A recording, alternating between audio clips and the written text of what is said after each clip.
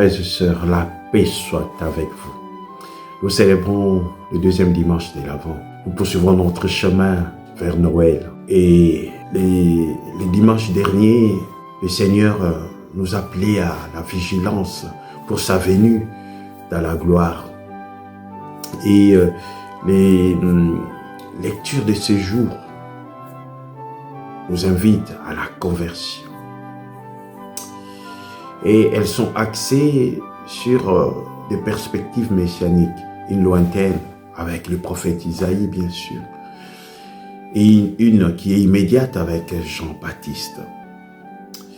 Et frères et sœurs, nous sommes en mouvement. Dans la première lecture, on voit combien le prophète Isaïe prédit avec profondeur l'avènement d'un roi. Il est dit avec des mots justes et posés. Un rameau sortira de la souche de Jessé, père de David.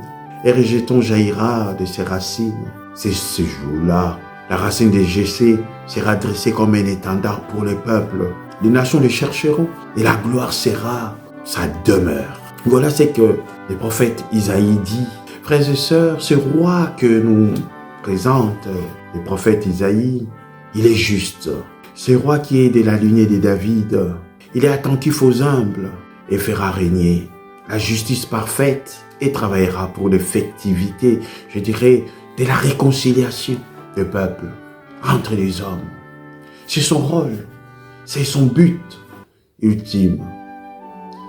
Le prophète Isaïe écrit ces textes pendant l'asservissement du peuple d'Israël sous les normes et aussi le sud par les royaumes assyriens. C'est vers 721-734 avant Jésus-Christ. Ce message, frères et sœurs, du prophète Isaïe est une espérance. Pour un possible demain, il fera beau. C'est toujours possible.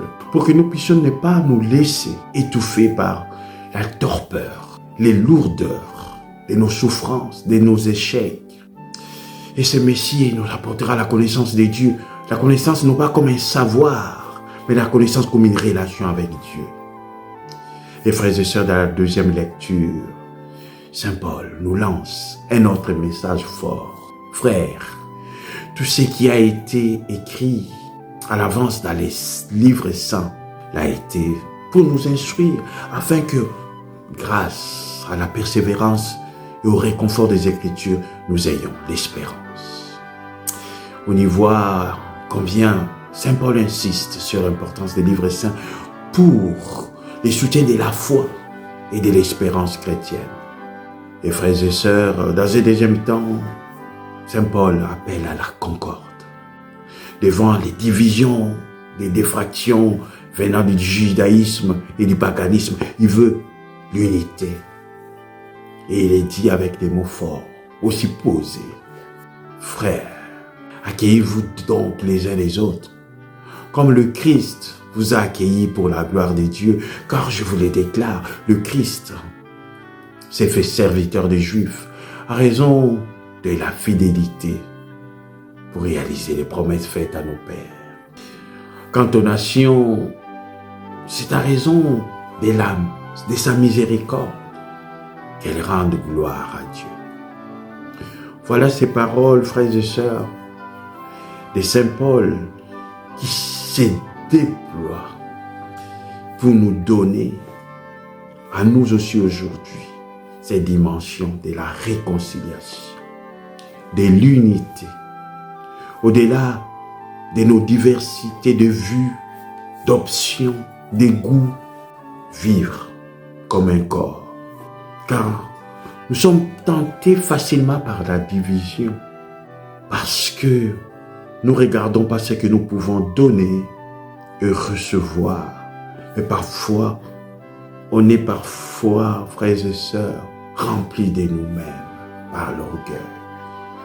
Et cet orgueil dresse des murs au lieu des ponts et parfois nous aveugle. Et dans l'évangile de ce jour, Saint Matthieu, frères et sœurs, nous introduit de plein pied dans la mission de Jean-Baptiste. Tout commence dans les déserts, frères et sœurs.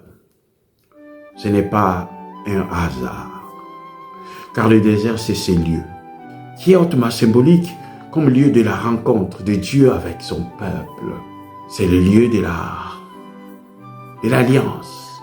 C'est le lieu des promesses, des expériences religieuses d'un peuple, ses réussites, ses épreuves, ses échecs, ses joies.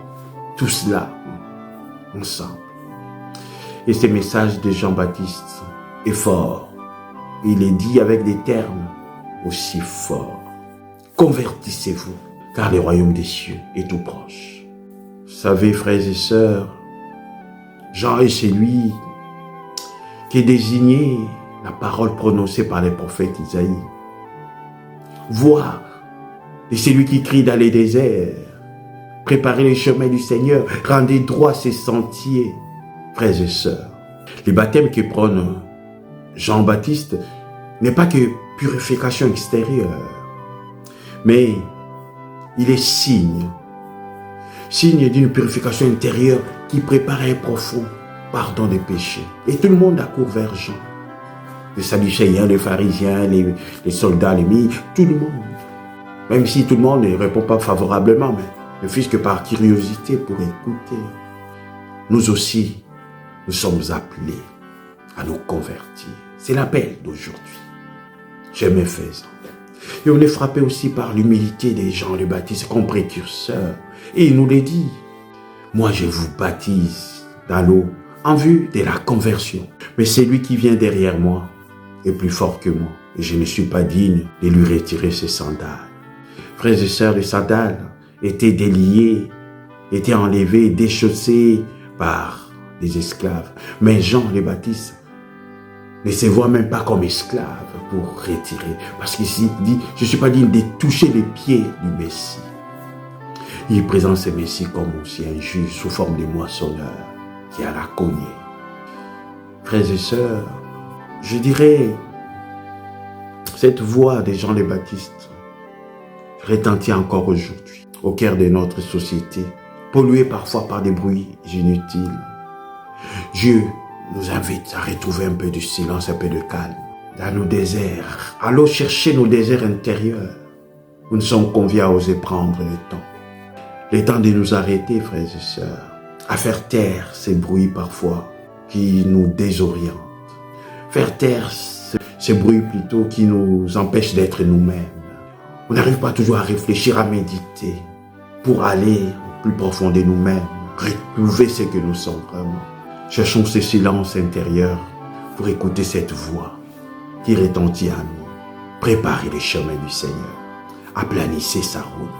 Frères et sœurs, si un homme a transformé le monde il y a 2000 ans, nous osons croire, nous qui sommes ses disciples, que nous pouvons aussi transformer notre monde, le monde dans lequel nous vivons, dans lequel nous sommes. À chacun de prendre sa part. Mais pour prendre sa part, chacun est appelé à ouvrir son cœur. À ouvrir son cœur à cette espérance, à cette conversion, à cette transformation. Notre route vers l'avant va nous y aider. La construction de ce monde juste, parce que celui qui vient est juste, celui qui vient nous pacifier. C'est à nous de décider quel type de société voulons-nous choisir, transformer, construire. Frères et sœurs, marchons, poursuivrons le chemin vers l'avant. Ô Seigneur, nourris-nous toujours de ta parole. Éclaire-nous toujours par ton esprit pour que nous puissions être des chercheurs de ces petites routes, de ces petits chemins qui conduisent vers toi, vers le Fils, ton Fils, notre frère, Jésus, que nous allons chercher pour les retrouver dans la crèche à Noël. Mais avant cela, ouvrez nos cœurs à l'espérance, ouvrez nos cœurs à la transformation, ouvrez notre intelligence à te comprendre, à te connaître, pas comme savoir, mais dans la relation, frère. Bénis-nous, Seigneur, pour que nous puissions poursuivre ce chemin dans la vigilance et dans la conversion. C'est alors que nous aurons la joie d'aller vers Noël. Toi qui es le Père, le Fils et le Saint-Esprit. Amen.